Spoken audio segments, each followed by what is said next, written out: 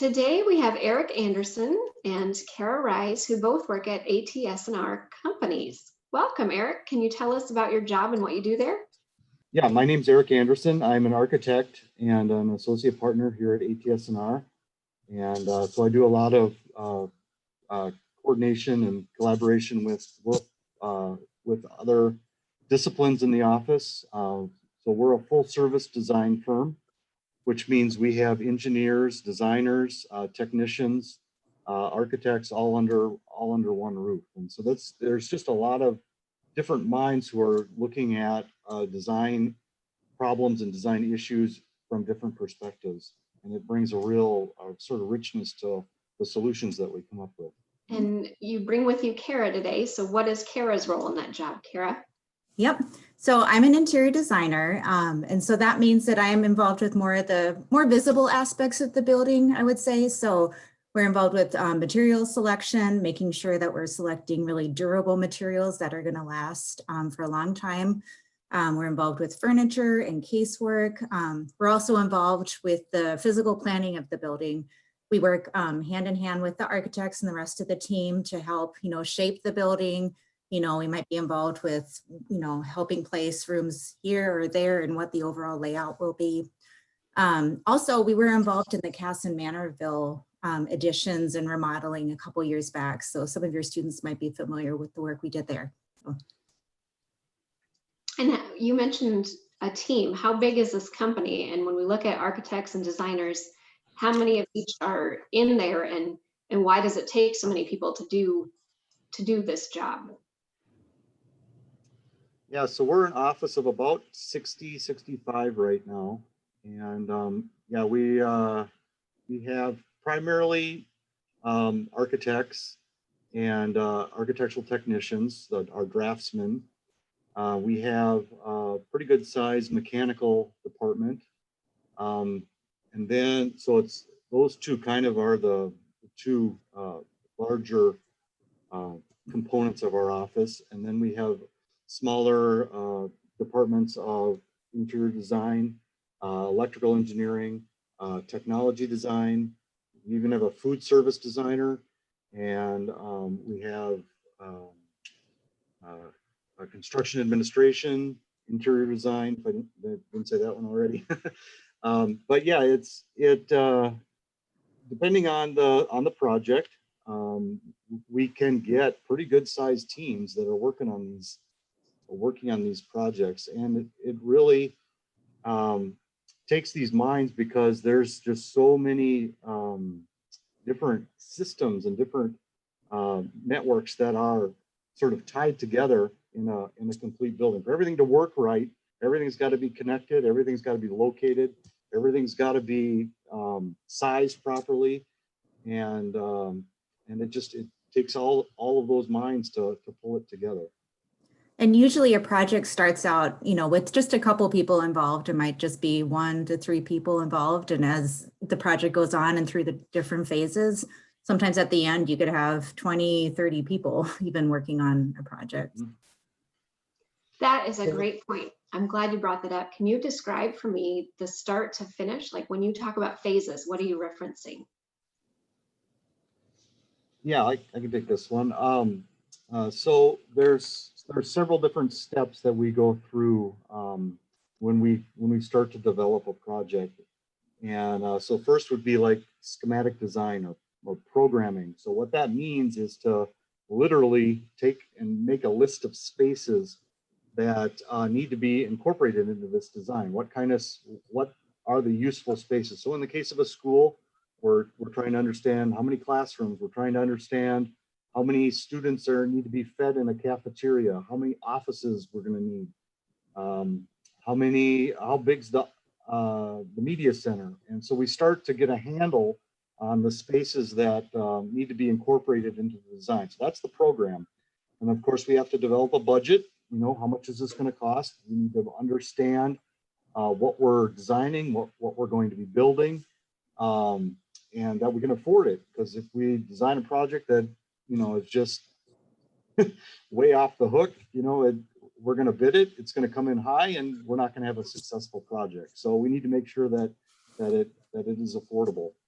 And then we need to understand the schedule. So how quickly can we get drawings completed?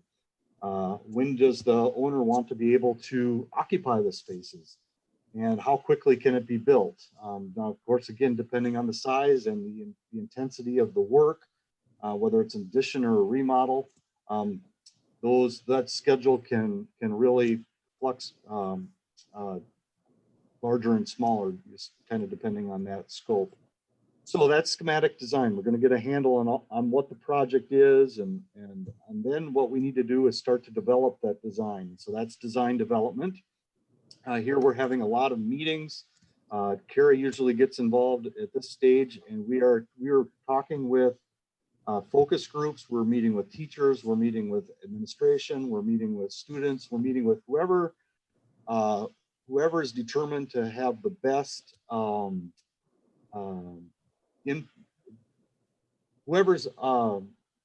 whoever can provide us with some good information on how to assemble these spaces. What are the relationships between these rooms? What do we need to be able to do in these rooms? We start to talk about daylighting and how natural light, can enrich the spaces. And we talk about, we even start talking about furniture and kind of what's the flexibility and the agility of these spaces. So we're getting a handle on kind of, we know what it is. Now we need to know what is it comprised of and what are those relationships. Then we move into a phase called construction documents. So what we're doing now is we're starting to engineer the building. We're starting to put the systems in place that are going to make the building work. And that's usually a pretty intensive process. And our meetings with the clients kind of go a little bit quiet during that phase because we're just trying to figure stuff out and make it work. But then we usually come back and meet with the owner again, just to kind of give an overview of kind of where the design has ended up. If there's any final design decisions that have to be made, that usually happens at that meeting. Kara's usually having a colors meeting about now. So we're starting to hone in on materials. We're starting to hone in on colors. We're starting to specify the project and put together exactly how the building will be built.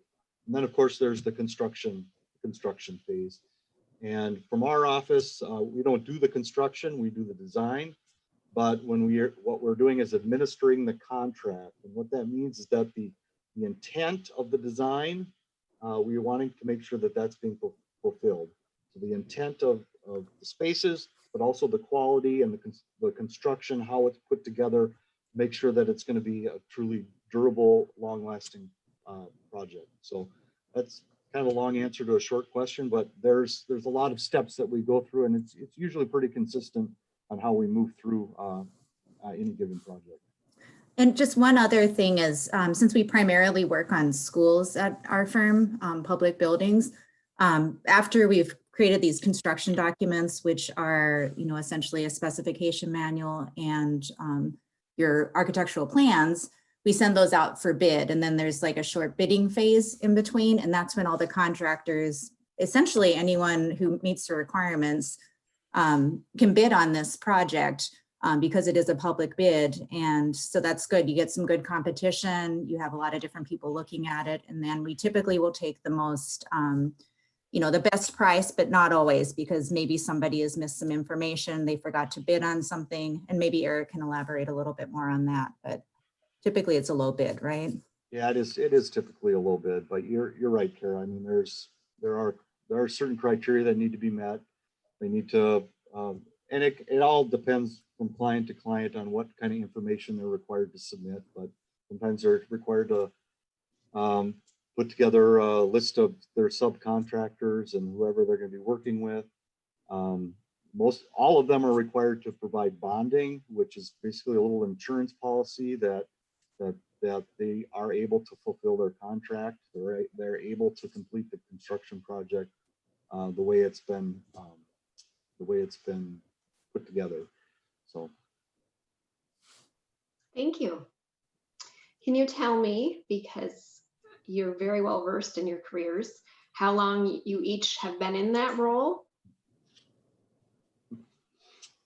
Why don't you take this one, Kara?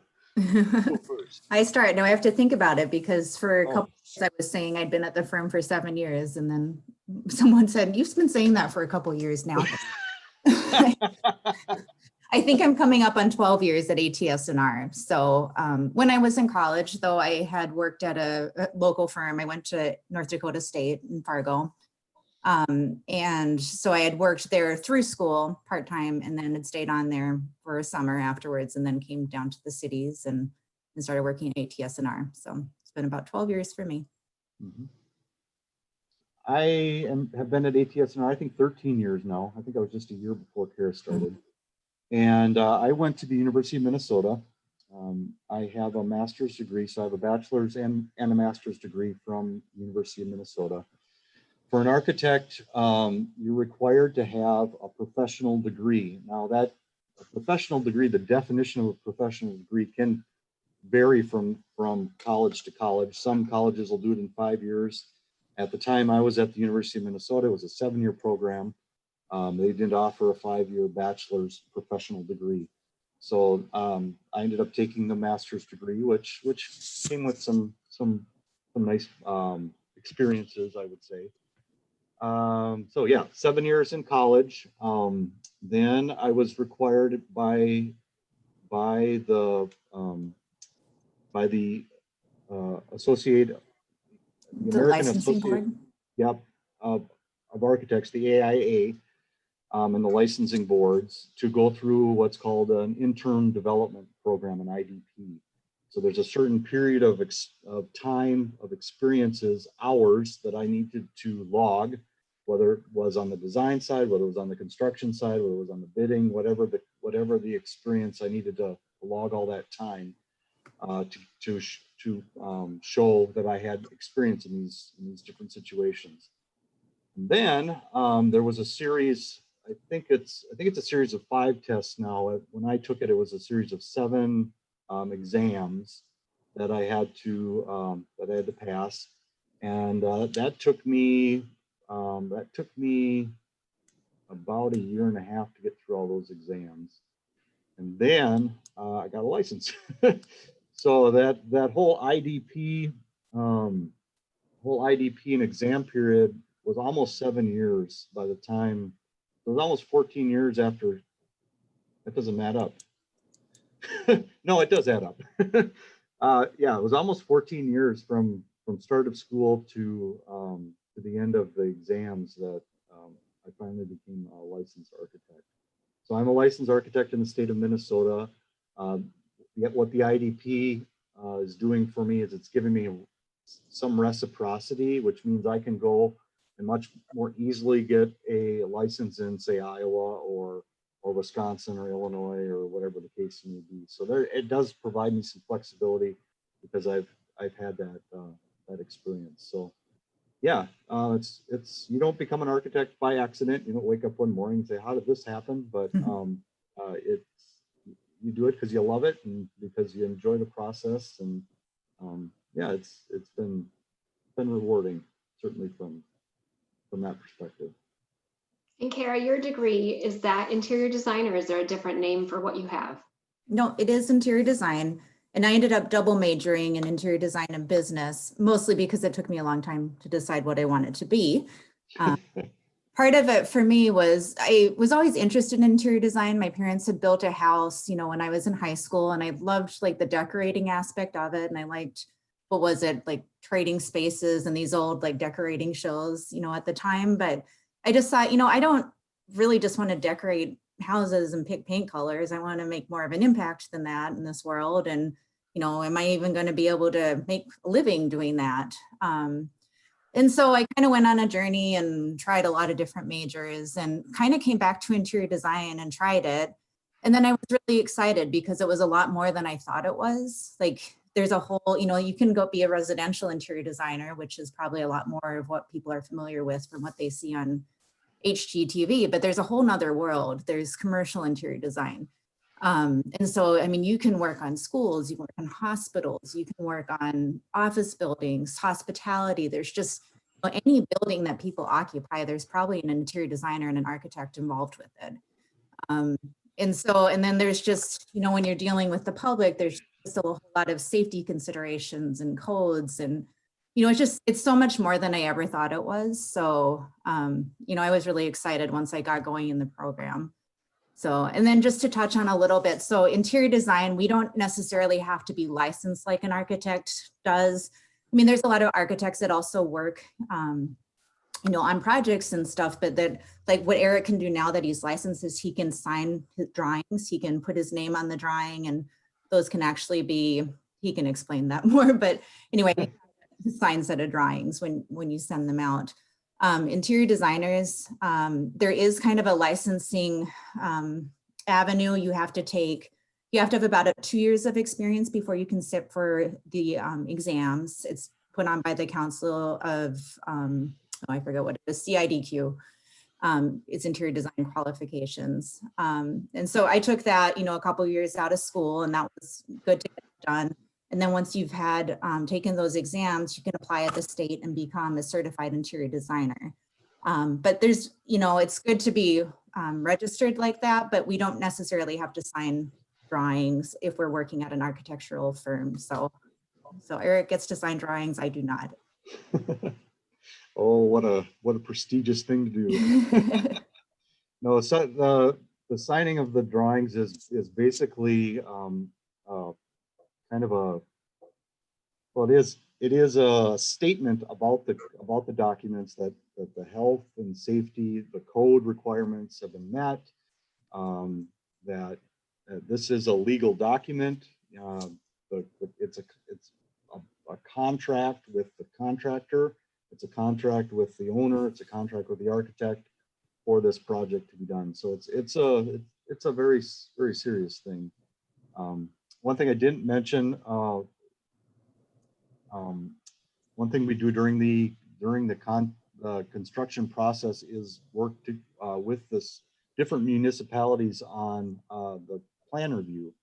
And so we're working with the individual, whether it be the state or the city governments, and their plan review department, to make sure that the energy codes are being met, to make sure that the ADA requirements, the American Disabilities Act, that everything's accessible as it is required. And so that's a very important step in what we're doing. But yeah, that's what signing the documents means. It's very easy as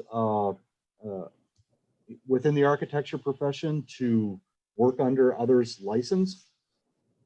So, I could work, even though I didn't have my license for 7-8 years after I graduated. I could still work in an architectural office. I could still work on designs. I could still work on details and things like that because someone else was signing the drawings. So that's usually what happens when you get out of college, is that you're working under somebody else's signature. And even today, I'm working on a lot of projects where I'm still not signing the drawings, even though I could. There's a couple clients where I am the one that is signing the documents, but I'm still working under another architect. So yeah, there's a lot of different variables that go into making a document legal and making it safe and in a healthy space. Would you be able to tell us, for kids watching this, a starting pay of an interior designer and an architect, just so they understand a ballpark of what they might be getting themselves into? Sure. I think, starting for interior design, it might be around 40,000. You might be able to get a little bit more than that too. But what I found is, as you just gain experience and you show that you're working hard, and your pay does bump up a bit in the coming years. Mm-hmm. Yeah, I would say for a student coming right out of college, you're looking for an intern position basically, and it'd be very similar to what the interior designers, I would say 38 to 42. Yeah, it's probably around that $40,000 is probably a good starting place. But there's a higher ceiling. I mean, there's lots of, as you gain experience, as you get licensed, as you become a more vital role in the design wheel, the pay does increase. So there's great opportunities. I will also say that just because you go to architecture school for design doesn't necessarily mean that you have to become a licensed architect. There's so many opportunities for design under that architecture umbrella. I mean, we've got a specifications writer. That's a very important part of putting documents together. A person who understands materials and how those materials fit together and the quality. And so it's all those components that the building is assembled by. We have folks in our office who draw. I mean, we literally draw, create 3D models, create 3D renderings. We have folks who do that kind of thing. So there's a lot of different career opportunities even under the architecture umbrella. Yeah, and I've heard of some firms, we don't do it as much, but some firms will kind of try and guide their employees to, you know, maybe they're a little bit more gifted or just feel more comfortable interacting with clients and really like, you know, being in front of people. So they might be really leading some of the design process, or maybe some just really enjoy drawing. And, you know, so they might be more behind the scenes and doing more of the drawing and detailing. And that's so incredibly important too. So, I mean, every firm is a little bit different. Some firms you get to kind of dabble in everything. If you work at a larger firm, I think they tend to kind of specialize you more. You know, there's some really, really big firms out there. And so you might just work on one particular thing. Maybe you're just detailing things all day long. But yeah, there's just, I mean, no matter what your strengths and skills are, there's probably a spot in this world for you. And that brings up a good point. Why do each of you continue to do these jobs and stay in the field you're in? For me, it's so interesting. You know, it's funny, when I first started at ATS+R, I really knew I wanted to work on commercial architecture, but you know, ATS+R specializes in schools. And I thought, well, it's not really a building type that I thought I was interested in, but I'll give it a try. And I love it. It's so interesting. Even though we work on the same building type, every project is so unique and has its own little, you know, differences and unique problems to solve. You're working with great people all the time. We're meeting all different types of clients and people and teachers and students. You know, it's just always, even though we do kind of the same thing all the time, it's always different, if that makes sense. It's exciting. And I can honestly say, I don't think I've ever been bored. So it's like, you know, you're never sitting around going, what should I do next? There's always something else to work on.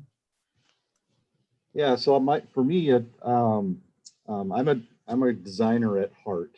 So I mean, that's what I get. That's where my thrill comes from. It's about listening to the user, listening to the owner, understanding what the needs are, and trying to put together a design that is going to truly be successful for them. So that's what kind of gets my engine going, for lack of a better expression. But yeah, I love to design, and it's just a thrill to see these designs come to life, and then to see them get built and start to be used. And when you go into a space that you've designed and they're using it the way that you had talked about it in the meetings, that is just awesome. It's just totally awesome. In terms of our company, our building type, the schools, throughout college, I had my eyes on K-12 design. I think what's interesting to me about a college is that even though a school is that even though it is a very specific building type, like Kara mentioned, there are so many components that are totally unique. One school could have an auditorium, one school could have a huge gymnasium, one school could have pools. You know, they all have classrooms of some kind. Learning experiences, especially these days, is starting to really transform. The flexibility and agility of those spaces is really getting more dynamic. There's food service. I mean, we're designing commercial kitchens and places to eat and enjoy and visit and socialize. We're designing office spaces. So we're designing music suites. I mean, holy cow. It's not just, even though it is a school, that it's kind of a city unto itself, because it's got all these different components. Thank you for sharing that. sparked an interest of mine. What would you say is the strangest thing you've created and colored and designed? Oh. The most unique, I guess. I don't want to say strange, unique. The most unique thing that I probably won't ever do again, not because it was a bad experience, but just because it was something that was very specific. But it was a project that Kara and I actually worked on together. Mhm. It was DeKalb High School in Illinois, and they had their original. We were building them a new high school, but they had the original tower clock from their original 1902 school. And they had it in they had this old tower clock in I don't know, it must have been a middle school or something. It was up in an elevator room. Some science teacher brought me this little photo during our design meetings and said, you got to know about this. And he handed me this little slide and said, take a look at this. And it's like, oh, that's interesting. And we went and looked, and all the pieces seemed to all be there. And so we had the whole clock restored, and we built a clock tower in the middle of the main entry. It's about a, I don't know, 24, 30 foot clock tower that sits at the very end of the main entry. That's been totally restored. And on a side note, my father was the one who restored it, because he's a clock guy. But when we were installing it, there were some senior groups that were doing some tours of the building, and several of them mentioned that they remember that clock being used, and some of them even remember going up into the clock tower with the custodian to wind the thing and crank it and get it going again. So that's probably the most unique thing that I've ever been a part of, and it's a really cool experience to be able to bring that history into the new design. But I doubt I'll ever do that again. Well, and along with that project too, so there was the clock, but that was such an interesting project. So they were the DeKalb Barbs, and it's the home of barbed wire. And it's also a large farming community. DeKalb corn is, I think, fairly famous. And Eric had also come up with this really beautiful graphic. It was kind of almost like a patchwork quilt, kind of abstract, but he incorporated a piece of corn and some barbed wire and all these different components. It almost looked like we were flying above, looking down at farmland. And then we were able to incorporate this beautiful graphic right on the floor in the terrazzo. So they, made that graphic right on the floor, and it's right in front of that clock tower when you walk in. So, but then we use that graphic as kind of an inspiration for even the rest of it, as we were picking carpet, or as we were picking paint colors, or we were, we did some glass designs, and had some circles that kind of created an ear of corn. So there was a lot of, I think, had a lot of tentacles to it that it did. in many ways. Very cool. As we look for high schoolers to watch this, would you have classes that high schoolers should consider taking if they want to be in design or architecture, things that they could consider? For me, I would recommend math classes. I think there's a pretty heavy reliance on mathematics, and even in college there are going to be some pretty, like, so I think I had to get through calculus. I think that's as high of math as I had to get through. But I would ultimately, and I think more importantly, math is important, but drawing classes. And I say that because the ideas that are in our heads, we got to get them out. they're only good if you can share them with someone and show it to someone.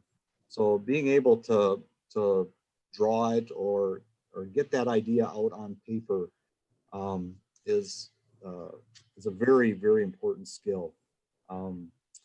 So yeah, just take some drawing classes, learn how to develop that skill. I think that would be very important. And the other one, which I've done a few of these kinds of interviews, I've never ever mentioned this before, but as I've grown in my career and kind of moved along, writing, writing has been kind of a real important piece to what we do. And it seems kind of, I don't know, when you think of an architect, you don't think of great writers, but ultimately what we're putting together are contract legal documents and being very specific about the intent and very specific about what we're asking for and how it should be accomplished is a very important skill too. So taking some writing, to be able to articulate your intentions that way too is a very important skill. Mm-hmm.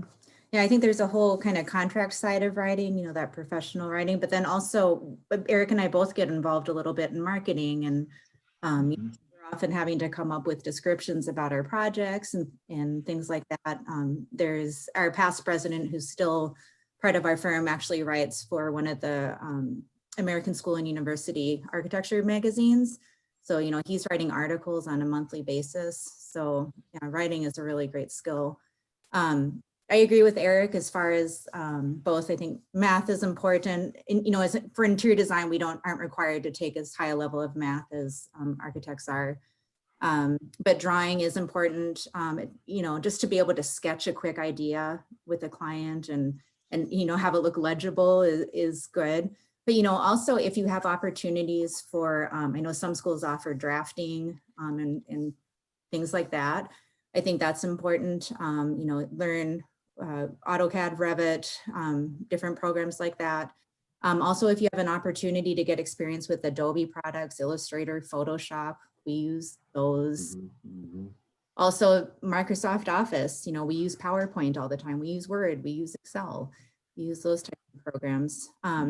And then also, you know, just for anyone really, if you have an opportunity to take a shop class and start to understand how things are built and put together, I think that's only going to help you. So, you know, as interior designers, we often, for instance, reception desk, you know, when you come into a school, often there's a built-in desk, and we're often responsible for figuring out how that is going to be built. And so having an understanding of construction is very helpful. So woodworking class would be great, honestly.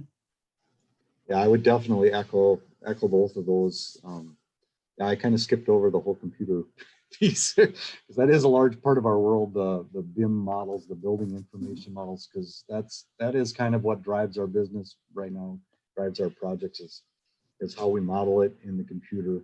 And so those skills are important. I think the shop class is a great recommendation too. And as we come to close, would you have any final words for a youth watching this in regards to looking at their future? Do something you love. I mean, really, it's not the paycheck that's going to get you out of bed in the morning. it's doing something where you feel like you love it and you're making an impact the way you want to make an impact. I think that's really what kind of gets the juices flowing, and I think that's, if you can find that, then I think you'll find happiness. I mean, that's ultimately what will make you feel fulfilled in my mind. I agree with that. You spend such a large portion of your day working as an adult. So if you can enjoy what you do, it's going to make things so much better. Also, just as you're discovering what you want to do, I think don't be afraid to get out and try things and job shadow and mentor and talk to people. You know, you know what you know what your parents do and what your family friends do, but you know, there's a whole nother world out there. And so if you have an interest in something, don't be afraid to get in contact with some professionals and talk to them and ask if you can job shadow, because a lot of people are willing to do that, and you might discover something that you're passionate about. And if a student would like to reach out to either of you for further questions or advice, would there be a preferred method, email or phone, that they could access you by? Yeah, either would be okay. I'm happy to share my email and phone. So. Me too. All right. Well, thank you so much for your time today. Yeah, thank you. My pleasure.